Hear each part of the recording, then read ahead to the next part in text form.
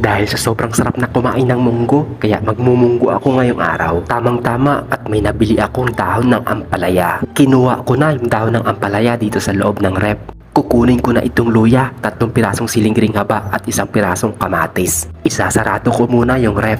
Andito na nga ako sa kusina at daladala ko na yung munggo. Bali binuksan ko na nga pala at ibinuhos ko na dyan sa lagayan. Kukuha lang ako dito ng mga 1/4 at hindi ko yan lalahatin. Ayan, binuksan ko lang yung gripo para mahugasan ko na rin. Uhugasan ko lang ito ng 2 beses hanggang matanggal yung mga latak-latak niya dyan.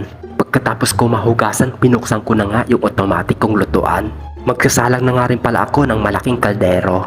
Diyan ko na siya papalambutin kasi dadami yan mamaya. Ibinuhos ko na nga at maglalagay lang ako ng kunting tubig. Kunting tubig lang muna para mabilis lumambot. Ayan, at tatakpan ko muna. Habang nakasalang yung munggo, maghihimay muna ako ng dahon ng ampalaya. Pinas forward ko na nga para mabilis.